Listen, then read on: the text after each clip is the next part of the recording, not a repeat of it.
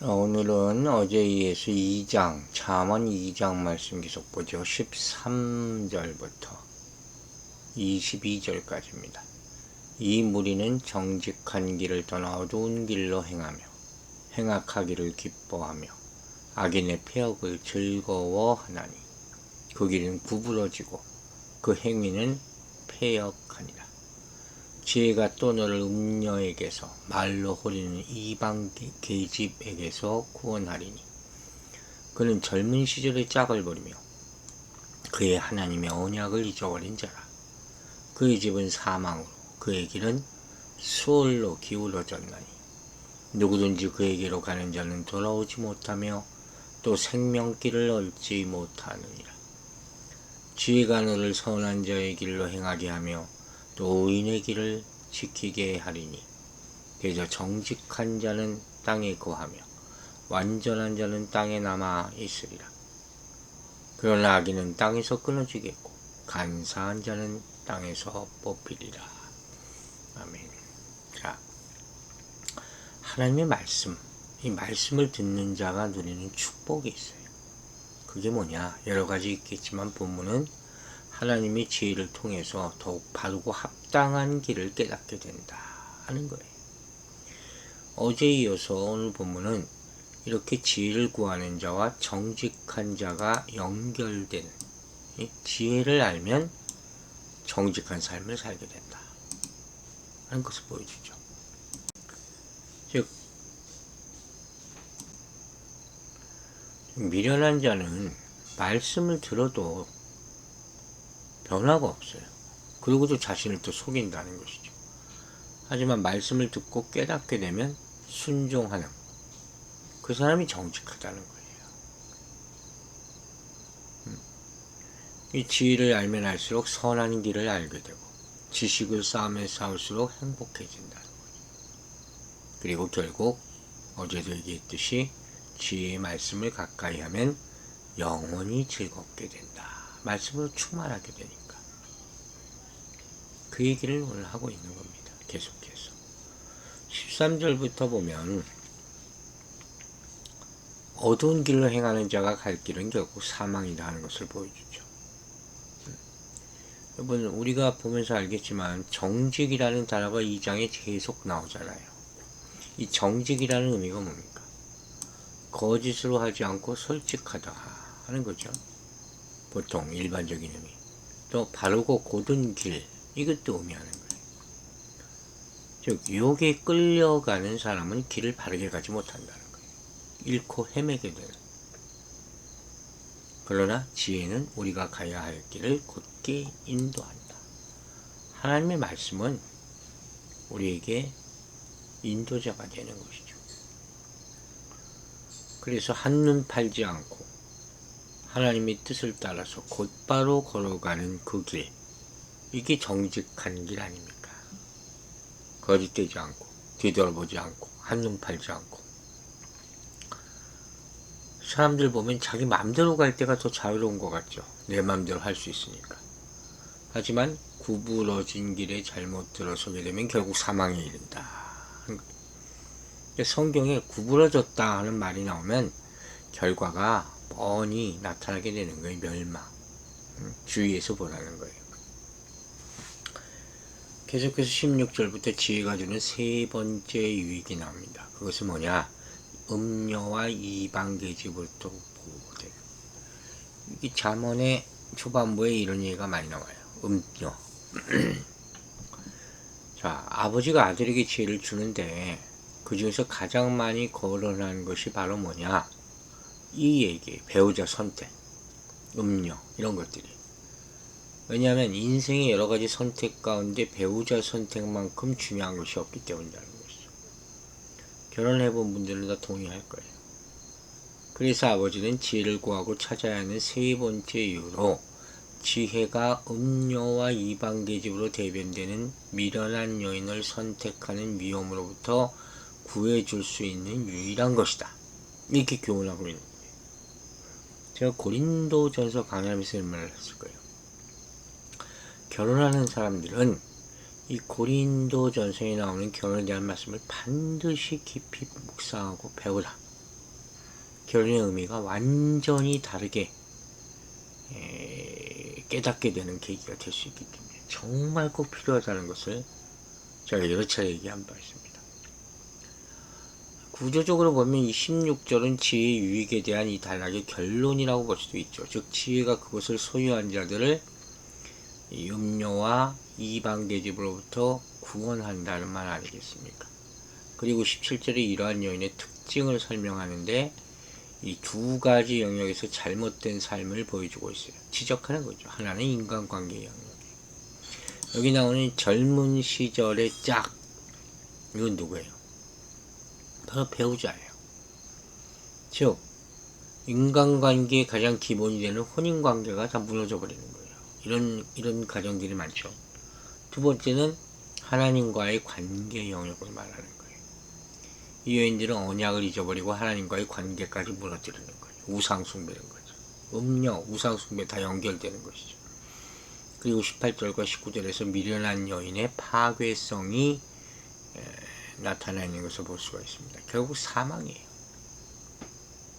생명을 파괴하는 그런 결과를 가져오는 것이죠. 이 말씀을 우리 삶에 빗대어서 설명할 수 있겠죠. 즉 집에 있는 자기 아내가 있잖아요. 그 이 아내를 버려두고 잊어버리고 세상에 밖에 나가서 이 여자 저 여자 전전하는 그 바람둥이들, 그 인생이 평안하겠습니까? 마찬가지로 하나님과의 언약을 지키지 않고 자기 욕망을 채우기 위해서 여기저기 돌아다니는 사람들, 똑같다는 거예요. 참된 행복을 누릴 수가 없다는 거죠. 우리 인생에는 많은 유혹이 놓여 있어요. 그래서 지혜의 말씀에 더욱 귀 기울여야 한다. 유혹을 이길 수 있는 방법이 말씀에 있기 때문에 한번 발을 잘못 디뎌 넘어지거나 또 다른 길로 들어서서 방황하는 사람들, 꼭 말씀을 보시라 하는 것을 권면합니다. 여호와를 경외하는 길이 왜 행복한지 지혜의 말씀에 순종하고 실제로 그 길을 걸을 때 비로소 느낄 수 있다 하는 것이죠. 모두가 정직한 길로 가는 행복한 성도들이 되시기 바랍니다. 하나님과 교회 앞에서 거짓되지 않게 되기를 기도합니다. 이제 마지막 부분은 지혜와 생명의 연관관계가 나오죠. 지혜가 너를 선한 자의 길로 행하게 하며 의인의 질을 지키게 한다. 그러나 악인은 땅에서 끊어지게 된다. 그러니까 이렇게 지혜가 주는 종교적, 또 윤리적, 그리고 성적인 유익까지 결국 생명과 직결되어 설명되고 있다는 거죠. 그러니까 의인과 악인의 삶이라는 것은 이 지혜의 말씀을 삶의 원리로 삼고 있느냐 그렇지 않느냐 여기 달려있는 거예요. 그러니까 한마디로 말해서 이게 삶을 정의해보면 지혜라는 것은 하나님의 말씀을 듣고 따르는 성실함이다, 이렇게도 말할 수 있을 것 같아요. 그래서 본문에는 이제까지 본 바와 같이 불성실한 부부를 예로 들었잖아요. 그래서 하나님이 지혜를 벗어난 백성들이 이렇게 악을 행하며 멸망한다는 것을 말해주고 있죠. 그리고 이것은 결국 뭘 의미하느냐, 하나님을 떠나서 우상과 이방신을 섬기는 일을 비유하고 있다는 것이죠. 이런 유혹에 빠져서 하나님 백성이 걸어야 할 길을 벗어나게 되면 그 종착지는 뭡니까? 사망밖에 없다. 그걸 알면서도 그렇게 가는 사람들이 많다는 게 안타까운 것이죠. 하지만 지혜의 말씀을 따를 때 정직한 자의 누리는 운명을 한번 보라 하는 거예요. 그를 통해서 하나님의 신실하심을 깨달을 수 있다 하는 것입니다. 결국 지혜의 말씀을 따르는 자를 하나님이 끝까지 보호해 주시지만 그 길을 스스로 떠나는 악인과 간사한 자는 땅에서 사라지게 될 것이다 하는 경고예요. 여러분, 시대가 흐를수록 그런 것 같아요. 눈앞에 있는 이익만을 쫓아서 재빠르게 움직이는 그런 사람들이 지혜 있다고 생각하는 건데 그건 지혜가 아니에요. 반대로 한 자리에 오래 머무르거나 자리를 지키는 사람들, 이런 사람들이 어리석다 하고 오히려 세상은 손가락질해요. 하지만 성경은 뭐라고 합니까? 하나님과의 약속을 늘 기억하고 말씀을 들을 준비가 되어 있고 그대로 순종하며 실천하는 사람, 이건 진정으로 지혜로운 사람이다 하는 거예요. 여러분, 세상의 상황이 아무리 변해도 말씀은 변하지 않는 거예요. 그 변하지 않는 말씀에 귀 기울이시기 바랍니다. 그 사람을 하나님이 끝까지 보호하고 지켜주실 줄로 믿습니다. 그 길을 잃어버리고 헤매다가 생명에 이르지 못하는 일이 없도록 늘 깨어있는 여러분들 되시기를 주의 이름으로 축원합니다. 우리 인생길에는 많은 유혹이 놓여 있어요. 그래서 또한 우리는 지혜의 말씀에 더 귀 기울여야 한다. 얼마나 많은 시험이 있습니다. 발을 잘못 디뎌서 넘어질 때도 있고 다른 길로 들어가서 방황하기도 한다 그랬잖아요. 말씀이 우리 발을 지켜주는 빛이 되기를 바랍니다.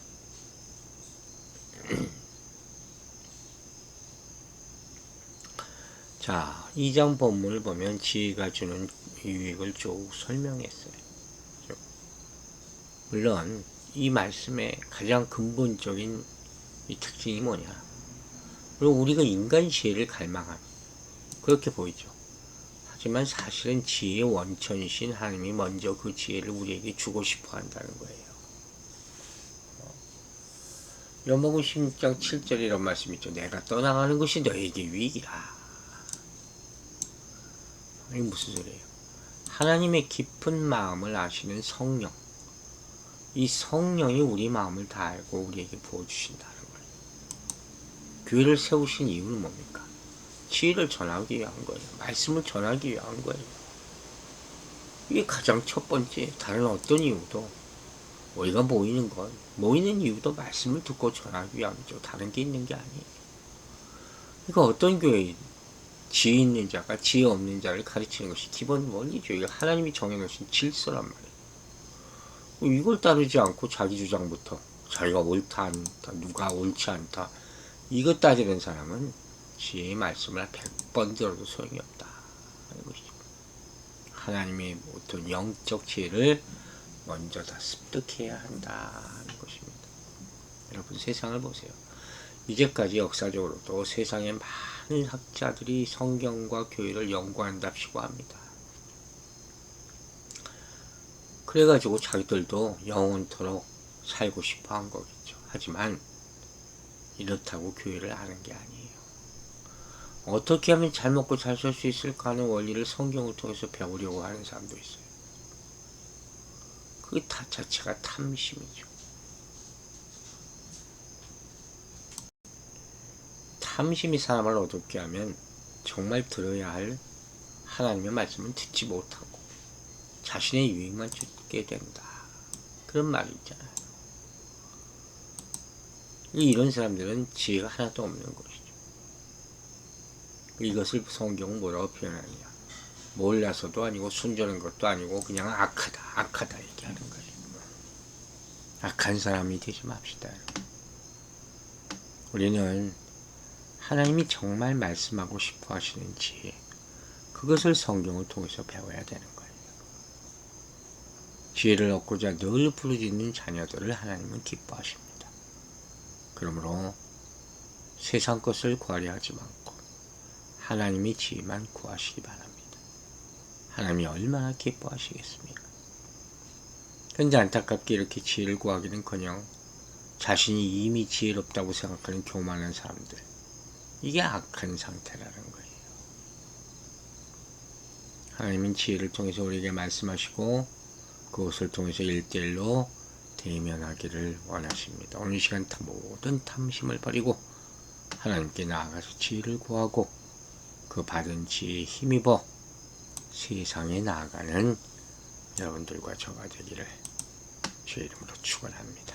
기도하겠습니다. 아버지 하나님, 감사합니다. 주에 대한 말씀을 계속 보게 하심을 감사드립니다. 한 주의 마지막 날 아침입니다. 내일도 주일 아침 전에 지혜를 구하는 자가 되기를 간구하게 하심을 감사드립니다. 우리가 많은 세상의 유혹, 또 음란의 영, 이런 것들이 공격 가운데 살고 있습니다. 분별하게 하시고 우리의 순결을 지키게 도와주시옵소서. 하나님의 말씀을 듣고 따르는 성실함으로 평생을 살게 하여 주시고, 항상 약속을 기억하고 말씀을 들을 준비가 되어 있는 상태로 아침에 일어나 저녁 때까지, 잠자리에 들 때까지 그렇게 살아가는 인생 되게 하여 주시고, 그 받은 지혜를 가지고 세상에 나가 예수 그리스도를 전할 수 있는 믿음을 우리에게 더하여 주시옵소서. 한 주간의 삶에 감사드립니다. 힘들어도 지쳐도 가슴 아픈 일이 있어도 주님께만 의지하고 주님으로부터만 위로받고 삽니다. 매일마다 주님께 영광 돌리는 삶 되게 하여 주시옵소서. 우리들이 성도들의 삶에도 간섭하여 주시고, 그들을 회개하게 하여 주시고, 깨닫게 하여 주시고, 회복시켜 주시며, 사람에 의지하지 말고 오로지 주님께만 의지하는 그런 인생 살도록 일깨워 주시옵소서. 모든 은혜를 감사드리며 지혜의 하나님, 우리 구주 예수 그리스도의 이름으로 기도했습니다. 아멘.